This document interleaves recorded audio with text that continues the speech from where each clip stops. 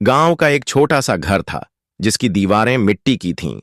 आंगन में आम का पेड़ था और एक कोने में टूटी सी चारपाई रखी थी। इस घर में कभी हंसी खुशी गूंजती थी। यह सीमा और उसके पति अजय की छोटी सी दुनिया थी। लेकिन नियति को कुछ और ही मंजूर था। एक सड़क हादसे में अजय की मौत हो गई और सब कुछ पल भर में बदल गया। पति की तस्वीर सामने रखकर सीमा रोते हुए कहती, अब मैं कैसे जीऊंगी अजय? तुम्हारे बिना तो सांस भी भारी लग रही है। बच्चे कैसे पलेंगे? घर कैसे चलेगा? रिश्तेदारों ने कुछ दिन सहारा दिया, लेकिन धीरे धीरे सब अपने रास्ते हो लिए। गांव में कोई काम धंधा नहीं था और जो थोड़ी बहुत जमीन थी उसे भी कर्ज चुकाने में बेचना पड़ा।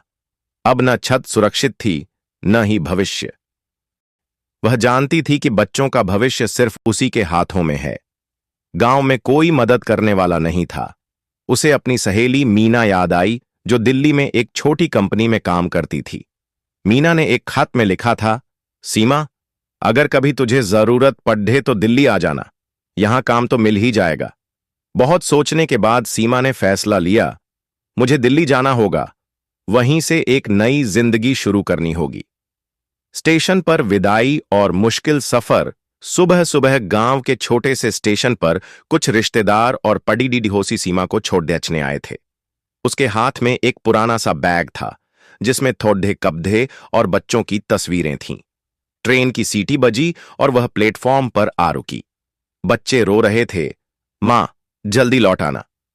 सीमा ने बच्चों को गले लगाकर अपना दिल कड्ढा किया, तुम लोग नानी के पास रहना, मैं जल्दी ही तुम सबको अपने पास ले जाऊंगी। ट्रेन चली और सीमा की आंखों से आंसू बहते रहे। बोगी में भिड्डा थी, लोग अपने परिवार के साथ थे, लेकिन सीमा अकेली थी। वह खिड़की के पास बैठ गई। बाहर खेत और गांव के नजारे तेजी से पीछे छूट रहे थे।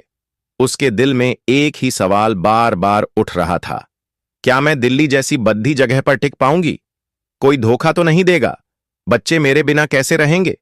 एक अजनबी का सहारा सीमा घबराई हुई थी। तभी सामने बैठे एक लगभग 55 से 60 साल के बुजुर्ग ने उसकी ओर देखा।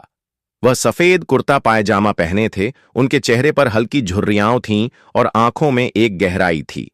उन्होंने धीरे से पूछा, बेटी, तुम बहुत परेशान लग रही हो। पहली बार दिल्ली जा रही हो क्या? सीमा थोड़ी सकपकाई, लेकिन उनके चेहरे की सहजता देखकर बोली, हां, पहली बार। काम ढूंढने जा रही हूं। बुजुर्ग ने सिर हिलाया, डरना मत, दिल्ली बद्दी है, पर मेहनत करने वालों के लिए जगह हमेशा रहती है। औरत अगर ठान ले तो किसी से कम नहीं। सीमा की आंखों से आंसू छलक पड़े। उसने धीमी आवाज में कहा, मेरे पति नहीं रहे, बच्चों के लिए ही जा रही हूं। वह आदमी कुछ पल चुप रहा, फिर बोला, मेरी बीवी भी बहुत साल पहले मुझे छोड़कर चली गई थी। मैंने अकेले ही 2 बेटों को पढ़ाया लिखाया। आज दोनों अपने पैरों पर खड़े हैं। तब जाना कि अकेला इंसान भी अगर हिम्मत करे तो सब कर सकता है। धीरे धीरे अंधेरा छाने लगा। बुजुर्ग ने उसे पानी दिया और बोले, बेटी, मुश्किल वक्त भगवान इसलिए भेजते हैं ताकि हम अपनी ताकत पहचान सकें। तेरे बच्चों के लिए तू ही सब कुछ है, हार मत मानना। सीमा ने पहली बार पूरे सफर में गहरी सांस ली। उसे लगा जैसे कोई उसके भीतर बुझी हुई उम्मीद की लौ को फिर से जला रहा है। दिल्ली में नई शुरुआत। सुबह होते ही ट्रेन दिल्ली पहुंची। प्लेटफॉर्म पर उतरते समय सीमा अभी भी असमंजस में थी। कहां जाऊं, कहां ठहरूं?